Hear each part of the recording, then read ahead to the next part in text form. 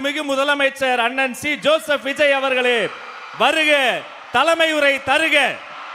என் நெஞ்சில் குடியிருக்கும்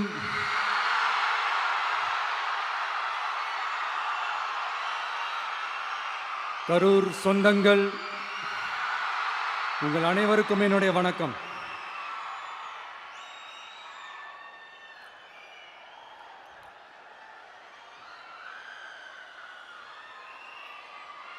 ஒரு மனுஷன் லைஃப்பில் எவ்வளோ பெரிய ஒரு உயரத்துக்கு போனாலும் மனசளவில் சில வலிகள், காயங்கள் அதை மறக்க முடியாது இல்லையா?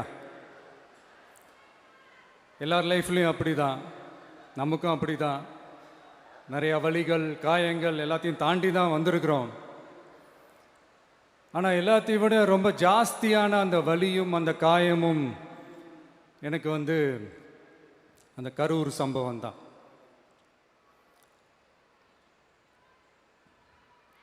மக்களை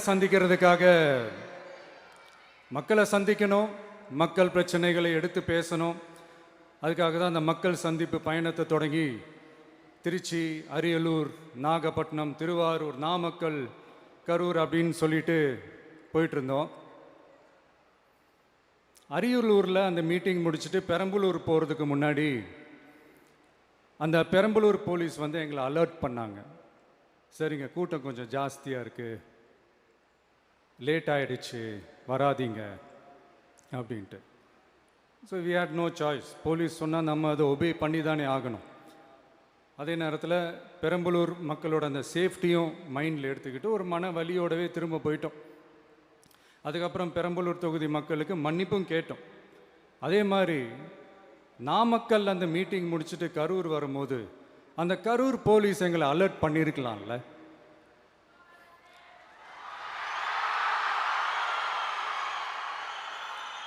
இல்லை சார், இங்கே எதிர்பார்த்ததை விட கொஞ்சம் கூட்டம் அதிகமாக இருக்குது, கண்ட்ரோல் பண்ண முடியல, வராதிங்க.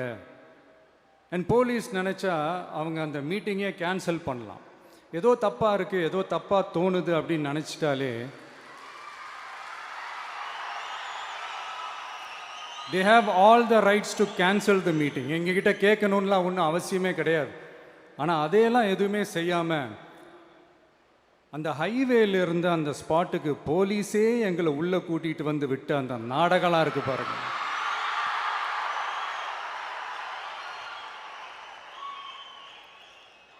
நம்பிட்டேங்க, முழுசாக நம்பிட்டேன். அன்றைக்கி இருந்த அந்த கரூர் போலீஸ் பேசும்போது தேங்க்ஸ்லாம் சொன்னேன் அவங்களுக்கு. எனக்கு தெரியாது இப்படி ஒரு நாடகம் நடக்கும். இதுக்கெல்லாம் யார் காரணம்? இதெல்லாம் யார் சொல்லி செஞ்சது?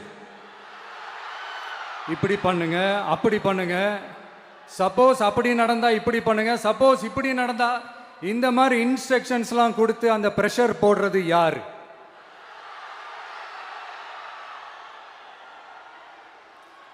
அந்த சம்பவத்தில் நம்ம யாரெல்லாம் இழந்திருக்கோம் தெரியுமா?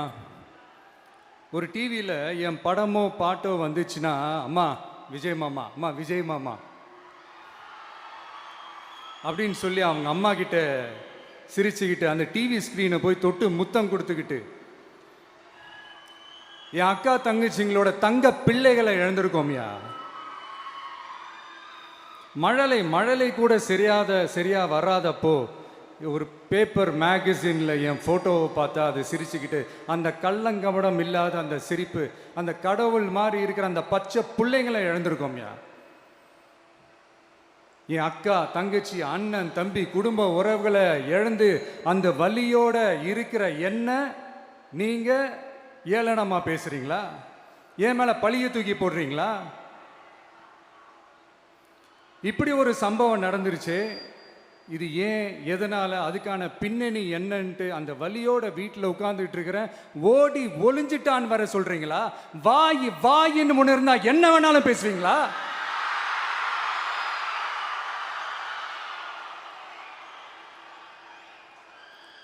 மக்களே, நான் உங்களையே கேட்குறேன், அன்னைக்கு அத்தனை க்ரௌடு இருந்துச்சு, அந்த க்ரௌடுக்கு தகுந்த மாதிரி போலீஸ் பாதுகாப்பு கொடுத்தாங்களா? இந்த இடத்தை எடுத்துக்க சொல்லி நாங்க தான் சொன்னோம்னு ஒரு போலீஸ் ஆபீசர் பேட்டி கொடுக்கிறாரு. அதுக்கு என்ன அர்த்தம்? இவ்வளோ வலி, இவ்வளோ காயங்கள் கொடுத்துட்டு பழியை தூக்கி நம்ம மேல போட்டுட்டு அதுல ஒரு அரசியல் ஆதாயம் தேடுறீங்களேயா? இதுல வாய் கூசாம சட்டசபையில ஸ்டாலின் சார் நம்ம மேல திருப்பி விட்டு அங்க ஒரு அரசியல் செய்றாரு. அதுக்கு என்ன அர்த்தம்? நமக்காக வந்திருக்கிற மக்களை காக்க வைக்கிறதுக்கு நான் ஒன்றும் ஆதாயம் தேடுற அரசியல்வாதியெல்லாம் கிடையாது. மக்களுக்காக அரசியலுக்கு வந்தவன் இந்த விஜய். எனக்காக எல்லாமும் கொடுத்த என் மக்களுக்காக எல்லாத்தையும் விட்டுட்டு மக்களுக்காக மட்டுமே அரசியலுக்கு வந்தவன் இந்த விஜய். அவங்களுக்காக நன்றி கடன் செலுத்துறதுக்காக மட்டுமே அரசியலுக்கு வந்தவன் இந்த விஜய். உங்களுக்கு தான் இந்த விஜயை பத்தி நல்லா தெரியுமே. ஆனா நம்ம எல்லாருக்குமே இத்தனை வலிகள் காயங்கள் கொடுத்தவங்களுக்கு இந்த 2026 தேர்தலில் தக்க பதிலடி கொடுத்துட்டீங்க. ஆனா அது மட்டுமே பத்தாது மக்களே, அது மட்டுமே பத்தாது. காலகாலத்துக்கும் எழுந்திருக்கவே முடியாத அளவுக்கு நிரந்தரமான ஒரு பதிலடியை நீங்க கொடுத்துக்கிட்டே இருக்கணும்.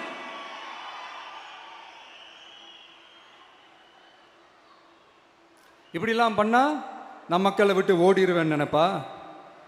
யார் என்ன ஓடினாலும் நான் மக்களை விட்டுலாம் ஓட மாட்டேன். அன்னைக்கும் சொன்னேன், இன்னைக்கும் சொல்றேன், நாளைக்கும் சொல்றேன், தில்லா சொல்லுவேன், கெத்தா சொல்லுவேன். பணமா ஜனமா அப்படின்னு கேட்டா என் ஜனம் தான்டா எனக்கு முக்கியம்.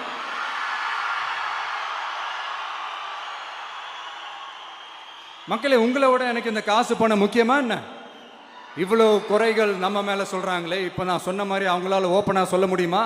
அந்த தில்லு இருக்கா, திராணி இருக்கா? ஒரு கிடையாது. ஆனா நம்ம மக்கள் அமைச்சு கொடுத்த நம்ம அரச குறைகள் மட்டும் டிசைனா மாடல் மாடலா குறைகள் மட்டும் சொல்லுவாங்க. ஒவ்வொரு டிபார்ட்மெண்ட்லயும் அந்த பார்ட்டி ஃபண்ட், அந்த கட்சி நிதின்ற பேர்ல அடிக்கிற கொள்ளையெல்லாம் இந்த தீய சக்தியா இருக்கட்டும், தீந்து போன சக்தியா இருக்கட்டும், ரெண்டு பேரும் மாறி மாறி இதே தான் செஞ்சிட்டு இருக்கிறாங்க. இதுல ஒரு ஹைலைட் காமெடி என்னன்னா, சட்டசபையில் பேசும்போது பார்ட்டி ஃபண்டுன்னு தான் சொன்னேன். அது எந்த பார்ட்டி, என்ன ஃபண்டு, யாரு, என்ன பேரு எதுவுமே சொல்ல. பார்ட்டி ஃபண்டுன்னு சொன்னவனை எடுத்தாங்க பாருங்க ஒரு ஓட்டம்.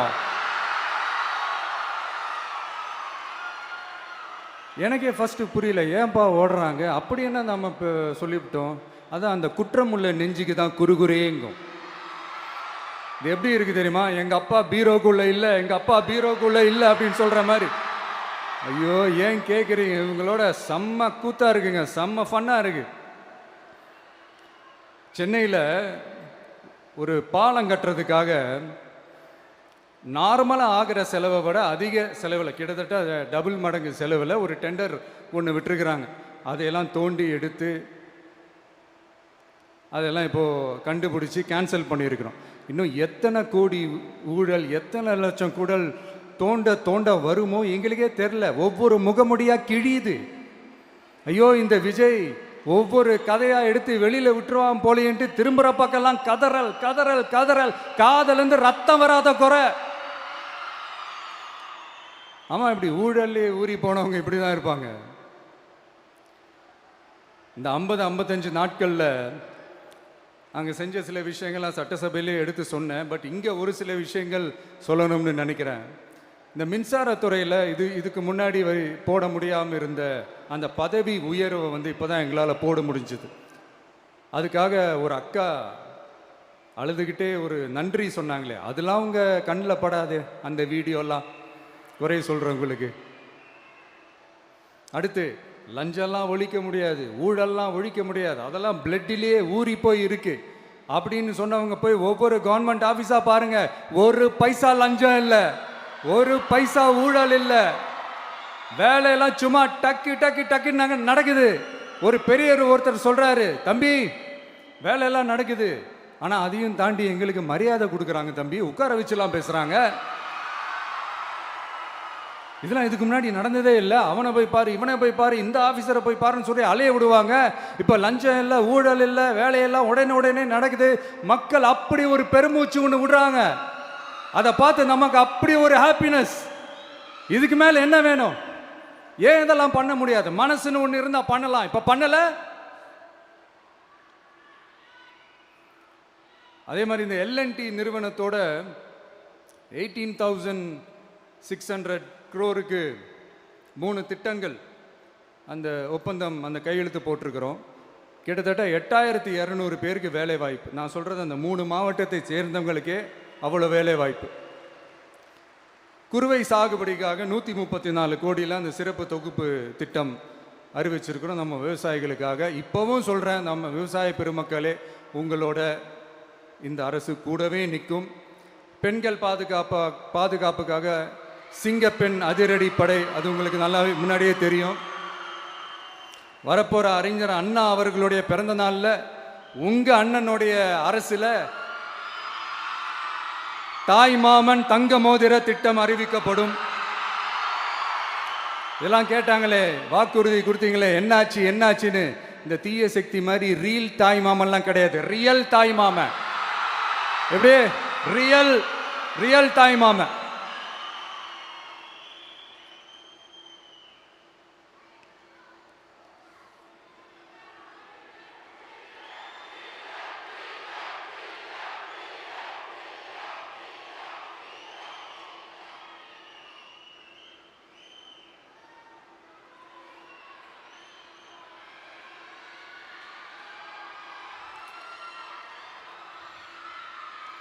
இந்த தீய சக்தியை பற்றி, அவங்க நிர்வாகத்தை பற்றி ஒரு வெள்ளை அறிக்கை ஒன்று வெளியிட்டோம்ல, அது ஷார்ட் அண்ட் ஸ்வீட்டாக சொல்லணுன்னா, ஒரு ஓட்ட பாத்திரத்துக்குள்ளே தண்ணி ஊற்றிக்கிட்டே இருந்திருக்கிறாங்க. பாத்திரம் எம்டியாகவே இருந்திருக்கு, ஆனால் ஊற்றின தண்ணி தான் எங்கே போச்சுன்னு தெரில. கடவுளுக்கு தான் வெளிச்சம். அது மாதிரி இப்போ நம்ம சொன்னதெல்லாம் சும்மா ஒரு சாம்பிள் தான். இன்னும் வரப்போகிற நாட்களில் உங்கள் அரசனுடைய அந்த விஸ்வரூபத்தை நீங்கள் பார்ப்பீங்க. அடுத்து வாயத்துறங்க சிஎம். அடாடா, உங்கள் சிஎம் நெஞ்சிலேயே குத்திட்டு வந்தீங்க பாருங்க, அதெல்லாம் வேற லெவல். பேசுங்கன்றீங்க, பேசுனா எந்திரிச்சு ஓடிடுறீங்க. இனிமேல் பேச ஆரம்பிக்கிறதுக்கு முன்னாடி என்ன பண்ணணும் அப்படின்னா, ஒரு நண்பர் ஒருத்தர் சொன்னார், மாண்புமிகு பேரவைத் தலைவர் அவர்களே, எல்லா டோரையும் இழுத்து லாக் பண்ணுங்க அப்படின்னு சொல்லிட்டு தான் பேச்ச ஆரம்பிக்கணும் போல் இருக்கு. ஏன்னா பேசிட்டு இருக்கும் போதே எந்திரிச்சு ஓடிடுறாங்க. 5 நிமிஷம் பேசுனதுக்கே குளத்தூரில் கொத்து பரோட்டா போட்டாங்க. இதுக்கு மேலே பேசினா மொத்தமாக முடிஞ்சிடும், பார்த்துக்கங்க. நாம் அரசியல் பேசினா விஜயெல்லாம் அரசியல் பேசலாமா அப்படிங்கிறது. சரிப்பா, நமக்கு எதுக்கு வம்பு, நம்ம பாட்டுக்கு நம்ம வேலையை பார்ப்போம், எதுக்கு அவங்கள பற்றி பேசிக்கிட்டு அப்படின்னு இருந்தால் விஜய்க்கு அரசியலே பேச தெரில அப்படிங்கிறது. இப்படியே மாறி மாறி மேகதாது அணையை பற்றி என்ன தெரியும், விஜய் அதை பற்றி பேசலை. இப்படி நம்ம அரசியலுக்கு வந்ததுலேருந்தே ஒரு கூட்டம் குறை மேலே குறையா சொல்லிக்கிட்டு, பாட்டுக்கு பாட்டு கச்சேரி எங்களுக்கும் பண்ண தெரியும், பண்ணலாமா? இந்த மேகதாது அணை சம்பந்தமான அந்த வழக்கில் தமிழ்நாட்டோட பெட்டிஷனை சுப்ரீம் கோர்ட் எப்போ ரிஜெக்ட் பண்ணுச்சு? அப்போ யார் ஆட்சியில் இருந்தா? ஏன் ஒழுங்காக வாதாடல? நீங்கள் ஒழுங்காக வாதாடி இருந்தீங்கன்னா அதை ரிஜெக்ட் பண்ணியிருக்க மாட்டாங்கல்ல. ஏன் ஸ்டாலின் சார் வேணும்னே விட்டுட்டாரா? ஏன் இப்படிலாம் கேள்வி கேட்கலாமா?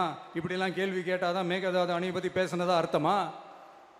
ஏன் அந்த ஸ்டேட்டு சிஎம் பேசுகிறாரு, நீங்கள் ஏன் பேசலை அப்படின்னா, நம்ம ஸ்டேட்டோட உரிமையை எங்கே நிலைநிறுத்தணுமோ அதுக்காக வேலை பார்க்குறது மட்டும்தான் முக்கியம். சும்மா சவால் விட்டுக்கிட்டு சீண்டிப்பார், நான் யார் தெரியுமா, தொட்டுப்பார், இப்படிலாம் பேசிக்கிட்டு இருந்தால் வேலைக்கு ஆகாது. சும்மா பேசி பேசி பிரச்சனையை வளர்த்துக்கிட்டு யார் மேலே அது பழியை தூக்கி போட்டுட்டு அப்புறம் மக்களை அம்போன்னு தெருவில் விட்டுட்டு இப்படி தான் ஒரு அரசியல் பண்ணணும்னா அந்த அரசியல் நமக்கு தேவையும் இல்லை, அதை நம்ம செய்யவும் போகிறதில்ல. Talk less work more mode தான், அதுதான் நம்ம பாலிசியே. அதனால தான் சட்டசபையில் அந்த அரசினர் தீர்மானம்னு சொல்லி ஒன்று கொண்டு வந்தோம். அது எப்படி டு டேக் இட் ஃபார்வர்ட், எப்படி கொண்டு போகணுமோ அதை சரியாக செய்வோம். சென்ட்ரல் கவர்மெண்ட்லேருந்து அந்த டீலிமிட்டேஷனை திரும்ப கொண்டு வர போகிறதா ஒரு பேச்சு ஒன்று அடிபடுது. யார் என்ன டீலிமிட்டேஷன் கொண்டு வந்தாலும் தமிழ்நாடு அது ஒத்துக்காது. நமக்கான இடத்த யாரும் பறிக்கவும் முடியாது, அது பறிக்கவும் விட மாட்டோம். இப்படி நாம் இருக்கும்போது இந்த தீய சக்தி திமுக எங்கே போய் நிற்குது? யார் கதவை தட்டிக்கிட்டு நிற்குது? அது உங்களுக்கே நல்லா தெரியும். மக்களே, இந்த தீய சக்தியும் தீந்து போன சக்தியும் வேற வேறலாம் இல்லை, கூட்டு களவாணிங்க. சொல்ல முடியுமா அவங்களால? எங்களுக்குள்ள ஒட்டும் இல்லை, உறவும் இல்லை, அறிவிக்க முடியுமா, நிரூபிக்க முடியுமா? இந்த வரப்போகிற இடைத்தேர்தலில் அதை நிரூபித்து காட்டுங்க, அப்புறமா பேசுங்க. மக்களை, என் மனசை விட்டு கரூர் எப்பவும் நீங்கவே நீங்காது. நமக்கு ஏற்பட்ட வேதனையான சம்பவத்தை, நமக்கு எதிராக நடந்த சதிய சூழ்ச்சிய இனி வர்ற ஜென்ரேஷனும் அவங்களுக்கு தெரியப்படுத்தணும்ல.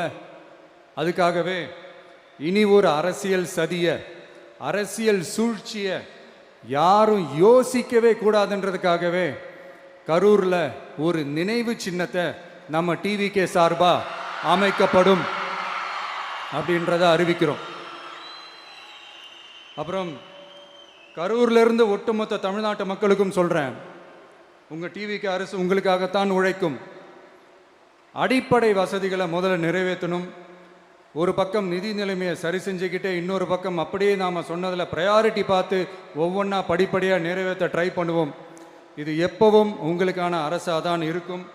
இந்த விஜய் உங்கள் விஜயாக தான் இருப்பான். நீங்கள் உரிமையோட உங்கள் கவர்மெண்ட்டை நீங்கள் அணுகலாம். இந்த தீயசக்தி ஆட்சி முடிஞ்சு பொட்டிக்குள்ளே போனதுலேருந்து என்னென்னமோ பண்ணுறாங்க, இது ஏதோ பேசுகிறாங்க, சோஃபாங்கிறாங்க, வாஷிங் மிஷினுங்கிறாங்க. இந்த அரசியல் வியாபாரம் பண்ணுறதுக்கான அந்த வெண்டிங் மெஷினே அவங்க தான்.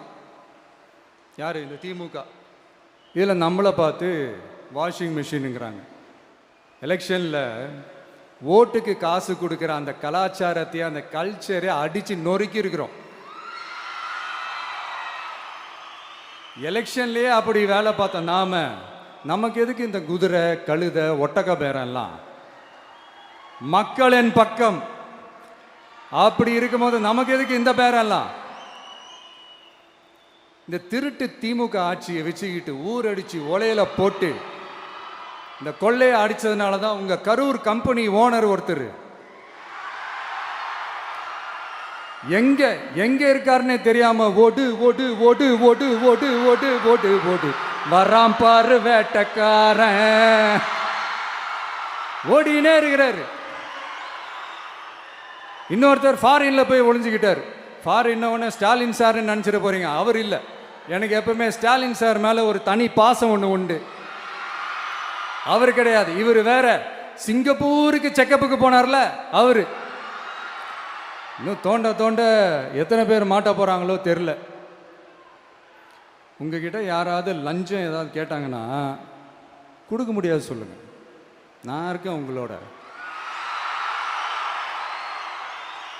அப்படியே யாராவது ஃபோர்ஸ் பண்ணாங்கன்னா இது எங்க மகன், எங்க புள்ள, எங்க அண்ணன், எங்க தம்பி, எங்க விஜய், எங்க விஜயோட ஆட்சின்னு ஸ்ட்ராங்கா சொல்லுங்க.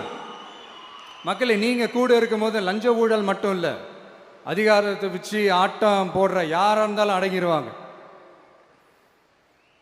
இந்த கடமை, கண்ணியம், கட்டுப்பாடுன்ட்டு ஒரு காலத்தில் கொள்கையோடு இருந்த கட்சியெல்லாம் இன்னைக்கு எப்படி இருக்கான்னு உங்களுக்கே தெரியும். அதாவது இந்த டிவிகே கட்சியோட தலைவரை எதிர்க்கிறதுல ஒரு நியாயம் இருக்கு. ஏன்னா உங்க பொழப்பில் மண்ணள்ளி போட்டான்.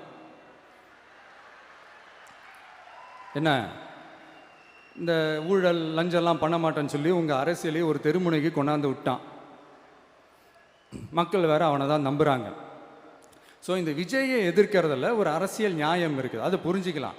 ஆனால் இன்னைக்கு இந்த விஜயை மக்கள் ஓட்டு போட்டு ஜெயிக்க வச்சு ஒரு தீர்ப்பை கொடுத்து மக்களுக்காக வேலை செய்யறதுக்காக முதலமைச்சராக உட்கார வச்சிருக்கிறாங்க. என்னமோ இன்னமும் நீங்கள் தான் ஆட்சியில் இருக்கிற மாதிரி விஜய் கரூருக்கெல்லாம் போகக்கூடாது, விஜய் இங்கே போகக்கூடாது, அது செய்யக்கூடாது, இது செய்யக்கூடாதுன்னு எனக்கு புரியலையே. ஆட்சியில் இருக்கும் போது தான் இவ்வளோ கட்டுப்பாடெல்லாம் போட்டிங்க, எஸ்ஓபிஸ்லாம் போட்டிங்க, ஸ்டாலின் சார் ஆப்ரேட்டிங் ப்ரொசீஜர்லாம் போட்டிங்க. இப்போவும் அதே பண்ணிட்டு இருந்தீங்கன்னா என்ன சார் நியாயம்? இல்லை, நான் தெரியாமல் தான் கேட்குறேன். இன்னும் கனவுலையே இருக்கிறீங்களா? முதல்ல முழிச்சு வாங்க, ரியாலிட்டிக்கு வாங்க. உங்கள் ஆட்சியெல்லாம் வீட்டுக்கு போய் டிவிக்கேன்னு ஒரு ஆட்சி வந்து ரொம்ப நாள் ஆச்சு. ஒழுங்கா படி என்று சுப்ரீம் கோர்ட் ஓங்கி மண்டேலியே நறுக்கு நறுக்கு நறுக்கு என்று செம்மட்டியாலே அடிச்சும் இந்த திமுக முழிச்சிக்கல அப்படின்னா அப்போ கொஞ்சம் கஷ்டம்தான். வெற்றி தோல்வியெல்லாம் அரசியலில் சகஜம் சார். அதுக்காகலாம் வெறி பிடிச்சி இந்த பதவி வெறி பிடிச்செல்லாம் அலைய தேவையில்லை. நல்ல விதமாகவே சொல்கிறேன், நியாயமான அரசியல் பண்ணுங்க. ஓ, அதுதான் உங்களுக்கு தெரியாதுல்ல. இந்த தீய சக்தி திருத்தவும் முடியாது, அவங்களா திருந்துவாங்கன்னு பார்த்தா அதுவும் நடக்க போகிறதில்ல. அதனால் வரப்போகிற இடைத்தேர்தலில் மக்களே இந்த தீய சக்தி திமுகவை நல்லா வெச்சு வெளுத்து விடுங்க.